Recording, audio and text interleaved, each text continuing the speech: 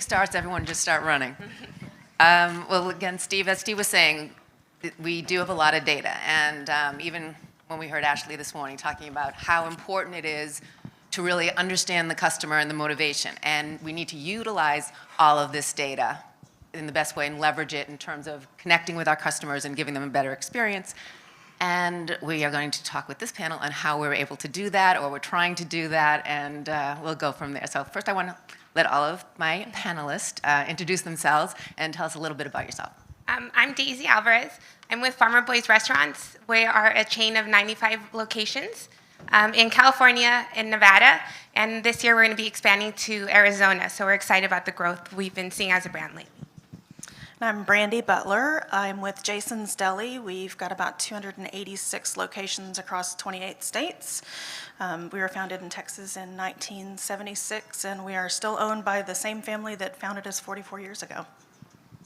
I'm Shannon Murphy. I oversee CRM at Jack in the Box. We have a little over 2,200 restaurants. We are founded out of San Diego, California. And I'm Tiffany Myers. I'm from MOOYAH Burgers, Fries, and Shakes. I head up the creative as well as the brand, and we're based out of Plano, Texas. Okay, great. Well, just having talked with all of you guys earlier on, you're all doing different things. You have different ideas about loyalty programs. But right now, there is so much noise. There's so much competition. How are you stepping it up a bit? What is important to you right now, and what's working, what you've been doing, and maybe what kind of changes are you looking at? For Farmer Boys, something that's been working really well for us is using the data in a smart way to make better decisions within our loyalty program, but also to enhance the effectiveness of our campaign outside of loyalty. So we're using the data within our loyalty program in order to create more segments in order to target people in a more personalized way. If we have a new launch of fries, we are able to send a message to our users letting them know, but we can also identify people who tried our fries but haven't repeated ordering, so that tells us they rejected the fries initially, they didn't like it. So the message to them is different from other people who are already fans of our French fries. So it's just the personalization. For all of you in terms of, because really connecting with the customer, and especially when you're talking about using apps and using, more digital, they're looking for that personalization more so than, how the, restaurant looks or something like that. So how are you able to sort of, going on what Daisy said, add that to your, your way in terms of trying to get that loyal customer? That's a really big focus for us right now at Jason's is being more personal to our customers and growing that relationship with them, not trying to sell one thing to everyone. And so we're doing something very similar through our email program with dynamic content. We've just started using dynamic content really to its fullest potential, I think. We've got a very wide menu. We've got vegetarian menu, vegan, gluten-free. We offer big, thick mixed meat sandwiches. We have a salad bar. It's a little bit of everything. And so what we're really trying to do is determine how that customer uses us. And if you're a salad eater and you always order salads from us, in the past, all of your emails may have had a big old Reuben on it, which is not appealing to someone who only wants a salad. So we're trying to use a lot of that purchase behavior to tailor some of our creative, to tailor our messaging, tailor our new product offerings and things like that. Shannon, I know you said that you were kind of late to the game in terms of having an app, and so you sort of played catch up. How did you do that, and how has that changed how you're attracting customers since then, or gaining customers? Sure, yeah. So our mobile app just launched about a year and a half ago, years and years after our competitors. So it's the first time that we're able to actually put together transactional behavior down to the user level. Most of our transactions are still in cash, so even the hash data that we had before was very limited on what we could attribute back to a user. So we've done a lot of testing around offers, message cadence, time of day, things of that nature to see what's resonating. For us, percentage off offers, even though I have a retail background, so this is my first QSR position, and there's not a big difference between retail and QSR. And our percentage off offers not only have the highest transaction and redemption rates, but are lending a $3 to $4 higher average check than what we're seeing with other offers. So really being able to test has been one of the big focuses for the past year and a half, and then for the rest of this fiscal year. For everyone else, in terms of how has a mobile app contributed to, first of all, getting that, more data to help personalize things, but also just in terms of, is there a difficulty in keeping that seamless experience, keeping it a good experience for your customers? Yeah, I'd like to add, for MOOYAH, we use receipt tags. We have our loyalty through Punch, similar to some of the ladies and other companies here. And we use receipt tags to tie the actual purchase behavior and the menu items that they might order, similar to Brandy. And when we rolled out our vegan burger, we receipt tagged our people that already order our veggie burger. So they're an easy transition to that burger. And we tied that to the message and asked them to come in and try it for free when we were testing it, asked for their feedback. So I think it's really valuable to get that granular in your data. For us as a smaller brand, we were really excited when we launched our app because it felt like we were able to compete at a level of larger brands and provide similar level of messaging and campaigns, where in the past we didn't feel that we were participating at the same level playing field. For us, it was great, and then the data that we receive allows us to continue to be effective and really targeted. So again, it makes us feel like we're engaging meaningfully with our customers. Well, now, are you feeling like, so I guess in terms of the data you're getting, in whether it be through online or with your mobile apps, how does that compare to maybe what used to be, in just terms of just, POS and dealing in that direct customer relationship? And how are you then leveraging that to even take it further, to sort of create that more loyalty? Because a lot of you, I know, we're not big on the whole loyalty programs per se, or having that, kind of coupon thing. So what is that contributing to, as you're moving forward? How is all of this data now, how are you accessing it better, and how are you utilizing it? We've got a really interesting non-loyalty loyalty program at Jason's Deli. You're only really rewarded if you order online or through the app. You get 4% back toward future orders. If you come into the deli, we don't really have a loyalty program. We aren't capturing that data, so we're still kind of straddling both sides of that line. We've got this really great purchase consumer behavior data on the online ordering side, the app side, but if you're a dine-in customer, you're a bit of a ghost to us. And so I'm trying to do some things on my side, showing how we can use that data in that audience to make a case for why we should be doing it in-house.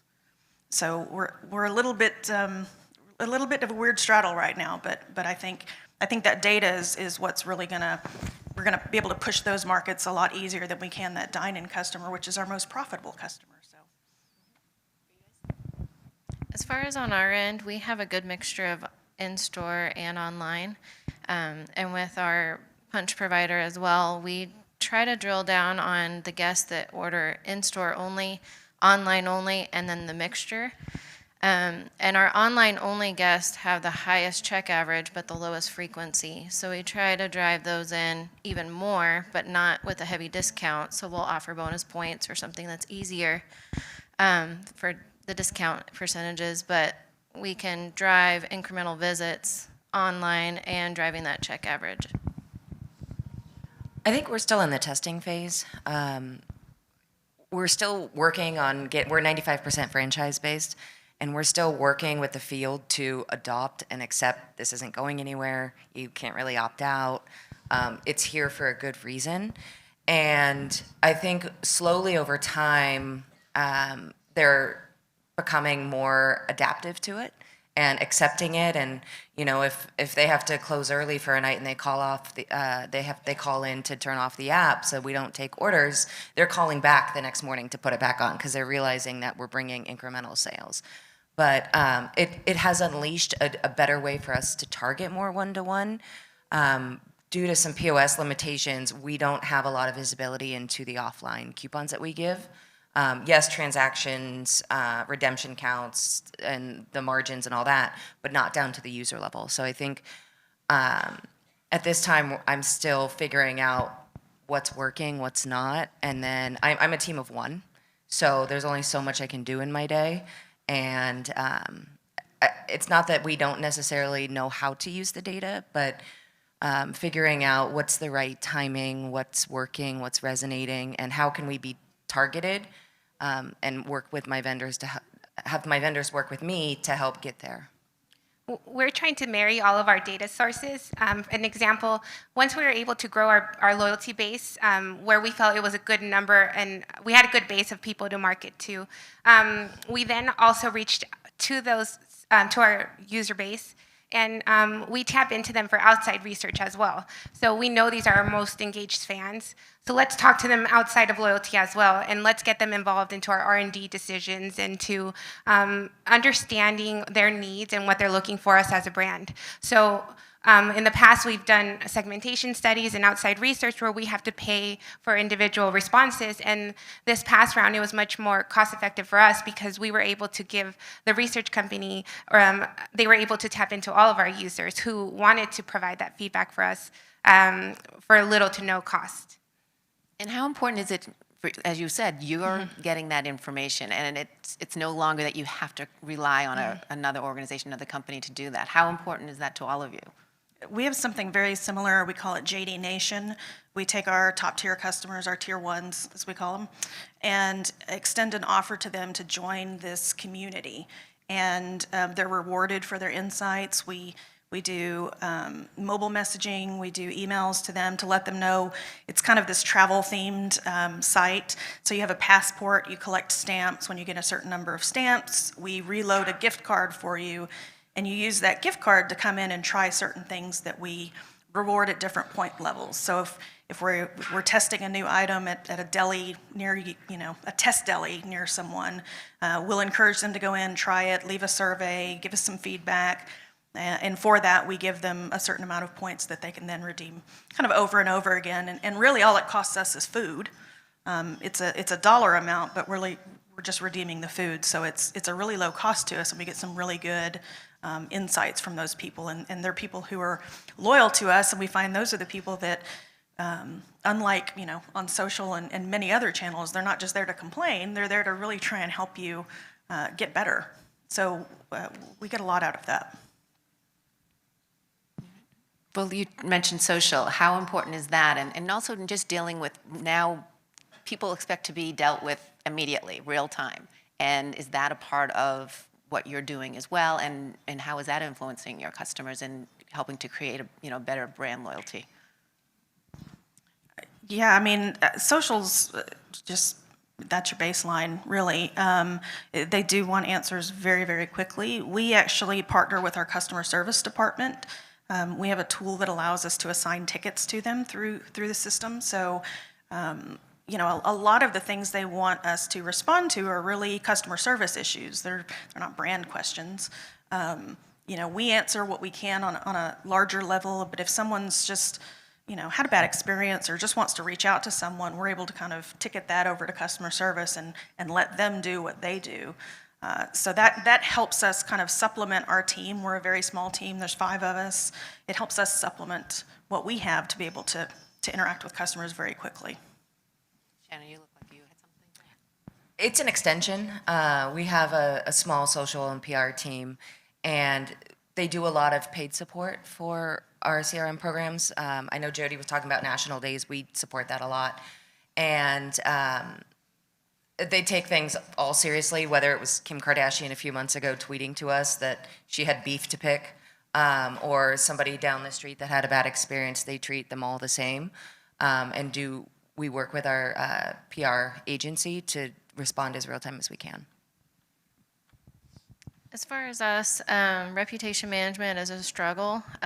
All the channels of replying to the guest and getting their feedback is cumbersome, to say the least. But we use social as an engagement tool on a local level and a brand level. We have local Facebook pages, and If we have a local anniversary campaign or something like that, we'll share it on that page, and it helps give that local level engagement versus the brand-wide.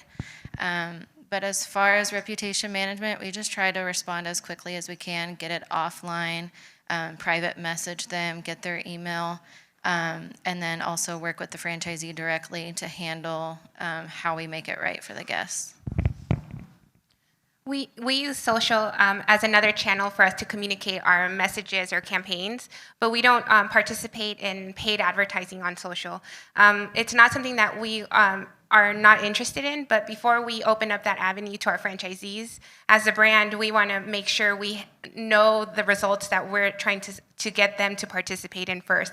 And we've done several tests and just haven't had that success yet. But once we do find that program we can sell to our franchisees, it is something that we want to open up and be able to determine and have available for them. Awesome talking with all of you, and you're all very, customer-centric, obviously, everyone is. But using this data, because a lot of you also mentioned the community is so important and engaging with the community directly, especially your store managers. But how are you using this data then to better communicate and sort of create this better relationship with the community? Anyone of the above? For us, we allow our managers, we expect our managers to have that customer relationship. They're in charge of that. They're in charge of their customers. It's within their purview to talk to all of their customers. They should. We encourage it. We give them the tools to do so. They've got access to all the same data that we've got about their stores. They can go in and pull a report on who their top tier customers are. They can reach out to them, call them. So we really decentralize the use of all that data because we want people reaching out to those customers. We want people reaching out to the community. Our most successful managers don't really even have additional marketing plans in place. They're just going out and talking to schools and setting up partnerships, and they are their best marketing. So we rely on that data to help guide them, but we really leave it to them to manage the backyard. We're an ops-first organization, so anything that we can do at the corporate level to make lives easier in the store, we focus on. Right now, we're trying to put together the story around how much time are we saving for speed of service as well as labor hours with the order ahead feature on the app to say, does it make sense to put in-store kiosks? And how can we make the lives better by streamlining some of the efficiencies behind the counter? As far as community involvement, we have a fundraising program that really gets our franchisees and stores really involved with the community.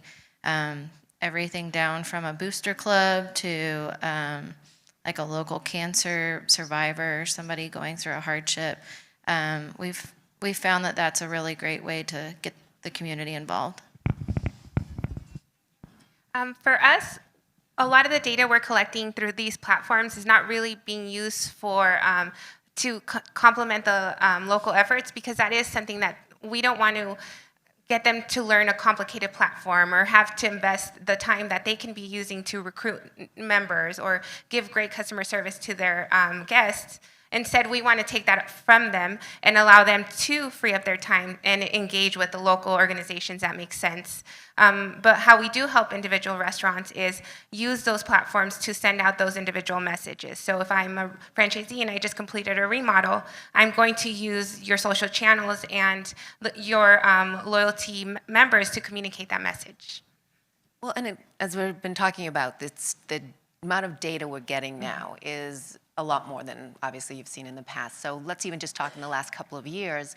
If you can give a specific example, is there something that maybe you were like, wow, I can't believe I had this information, all the time and I didn't utilize it, and now look at what it's doing for me. Is there anything that sort of those aha moments that jump out for any of you?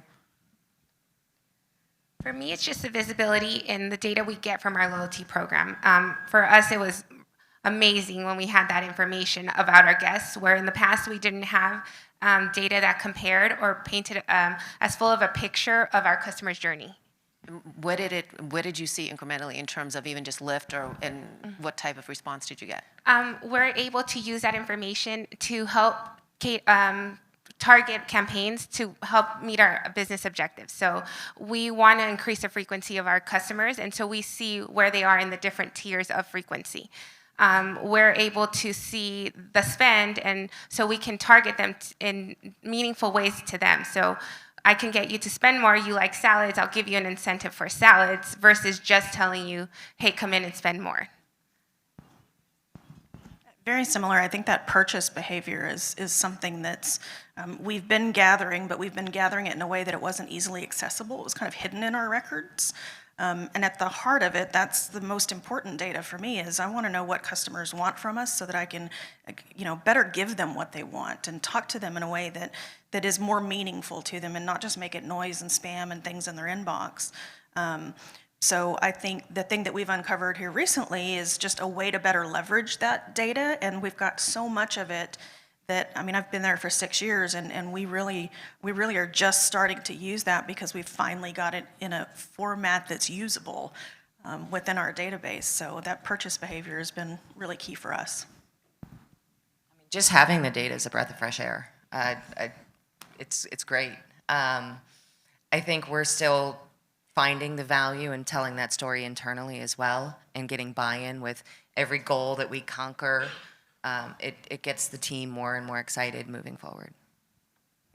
And as far as on our end, we had a really successful acquisition campaign last year for National Cheeseburger Day, another silly pop culture day, but we gave away free cheeseburgers with purchase of fries and a drink, and to anybody that signed up on the app, and we had 16,000 downloads over a span of a week, and we saw 7,000 new guests on that day. So it's just amazing what you can do when you just put a lot behind one day, and we got a really good pop from it.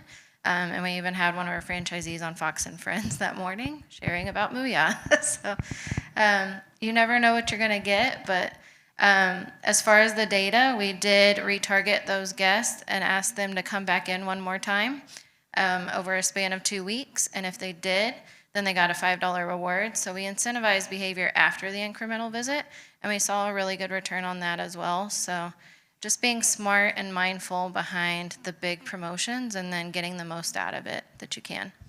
I want to echo what Shannon touched on regarding the buy-in, because that's something that's very important to us as well, that the data allows us to see results of our efforts much quicker than we have in the past, and it allows us to access them much easily. In the past, we would do a FSI drop or a TV campaign, and it takes a long time to be able to communicate what we got from those things. And with a lot of our initiatives through loyalty program, we're able to communicate that right away to our franchise community and show them the impact at their individual location. And that's very important so that they see that we're with them and working to drive sales and transactions to their restaurants. Are you finding any challenges in terms of, a lot of times maybe you were used to just online or emails, and now you have an app that you have to also make sure that that's a seamless experience and a good experience. Are you finding difficulties in terms of, the data's there, but also you don't want to lose your existing customers because they have a bad experience? Has that been anything that has been a challenge for any of you? So for delivery, that's a whole nother beast. As far as we have dispatch delivery and we have marketplace delivery, and it's a whole nother place of trying to resolve any customer issues. And when they're not in the restaurant, they never even came to the restaurant to get the food, a driver brought it. But we have drivers that eat our fries on the way. We have drivers forget the shake. All kinds of complaints. So we try to handle it as best as we can, but a lot of it is on the third-party provider and their liability, but it's crazy. Well, what do you see now? You're finally using your data, you're moving forward with it. What are you looking forward to for this year? What do you really want to implement? What have you learned this past year or 2 years that you want to move forward with? For us, it's that seamless integration and making it easier for our guests to access our brand. So currently, we don't have online ordering, and so that's something that we see as a huge opportunity, and we're working on to make sure we get it right when we launch it, and that it integrates with the other platforms that currently are working for our customers. So we're excited about what results we're going to see from that, and then we're also currently working on the restructure of our app, and we think that's going to also enhance our guest experience. I'm really excited, maybe for purely selfish reasons, about automation and some things that we can do using the data to power some of our sends rather than, having to stop and look at the data every time and decide, okay, now what do we do with that? And then we have to do it. And there's, it's a lot of hands-on process. And I think some of that marketing automation that we're just rolling out is going to help us react in a more timely way. The data has allowed us to see what those patterns are, and so we can understand at what points do we want to talk to a customer, and we're able to kind of pre-build those things and let the data trigger the messaging in the way that the customer is using it. So we've been learning from the data, and now hopefully we're going to let the data work for us a little bit better. I think there's a lot of opportunity, which is exciting. For us, we are exploring online ordering to see if it makes sense down the road. We have 2 successful programs on the same device. We have a mobile app that's doing very, very well and a growing text program. And knowing that we have 2 very different programs on one device, the question becomes internally that we're trying to answer is how can we streamline it? Would online ordering allow us to open up and supplement push notifications with text? I think that's one area of opportunity, and also with National Day support, we also did National Cheeseburger Day, and we had something like a 12x in terms of signups for one day, and we created cohort reports for that, and we saw just in Q1 that our fiscal year is October through September, so we're already 5 months into our year. So for Q1, right after National Cheeseburger Day, we still had a 30% repeat user rate for new users. So yes, we gave a free burger away, but knowing that 30% of the people that came in on that day are still purchasing from us, where do we put media dollars moving forward strategically to continue to support days like this or events like this? And as far as this year upcoming, we're looking forward to growing our dispatch delivery. This is a great new platform that gets us lower commission fees and integrates delivery through our app. So we're really excited to gain those new users into our app, get them used to our ebb and flow of our loyalty. We're also growing our catering program this year. We have about 40 locations on Easy Cater, and we're hoping to grow that this year. And I'm also looking forward to National Cheeseburger Day. It's going to be... Today's National Wine Day, so think of that tonight. So I'm expecting 2020 to be a great year for us. What do you guys think of, I just have to ask this, with Domino's Pie Pass, I don't know if you guys, now that you don't even actually have to talk to anyone when you go in, you order, you pay, your name gets, you see it put up on some sort of digital board and you just grab your pizza. Is that going a little too far with the customer service, or? I think that if there's customers that appeals to, that it's great that they're offering a solution for them. I hope that, to me, it wouldn't make sense to transition to that entirely, because I feel there are some people who wouldn't want to engage with the brand that way. Yeah, I agree. I think for the people that want that, it's super important. We offer an express pickup feature. If you order on the app, you pay on the app, there's a shelf set aside at the front of the deli. You can just walk in and grab your bag and leaves. And it's growing every day. More and more people seem to want that. So I think if you use that as kind of a supplement to, give people, those that want to walk up and order at a register and talk to somebody and ask questions, if you want people, I'm that person. I would like to walk into something and grab it and go and just be on my way because I'm just busy. So I think it's a nice supplement to offer. Yeah, I think the convenience factor is big on that. We are adapting a grab-and-go shelving unit at all of our locations for those that want it. So it just adds that extra level of, I can get this, get out, get back to work, whatever, quickly and efficiently. Very cool. We have time for some questions.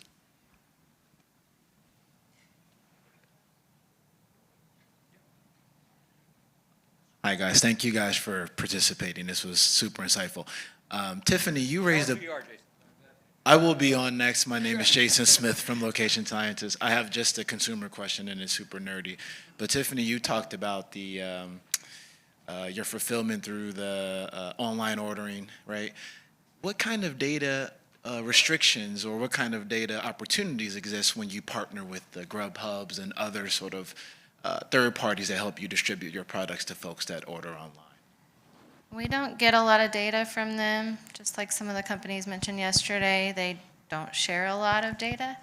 So we have an integration with our POSC to it, so we're able to use destination buttons that help kind of bucket our DoorDash, Grubhub, Uber Eats. So we kind of know what percentage of sales are those, but ultimately, we have implemented delivery stickers and other ways to try to get people to our dispatch because the service fees are really high, and there's other things that are a little cumbersome with the other third-party platforms, but I think they're a necessary evil with just brand awareness and getting your brand out there and people discovering you with all the other brands that are out there. Let me broaden that question a little bit and ask the rest of you to pick up this idea of what role CRM and loyalty plays in that increasingly important process of making sure that the delivery layer is not cannibalizing your customers from you. What role do you play, and what sort of things you're already doing to do what Tiffany just talked about, is trying to make sure that you're either keeping them within your fold and keeping that customer to you, or converting them over? We've actually, we've been in the delivery business for 32 years, offering our own delivery. We've always had our own drivers, our own system, our own way of ordering.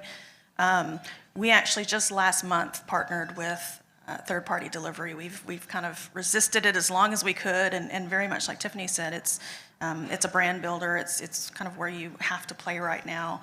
And in terms of data, I think it really depends on how much leverage you have as a brand, the size of your brand. You know, we were able to structure a partnership with them where we're getting some data, not real time, but not completely flying blind. And so really it's just going to be on us, and this is going to be a focus of mine this year, on how do we make sure that those customers, whether they're new or existing, understand that they can order directly from us and we can offer the same thing.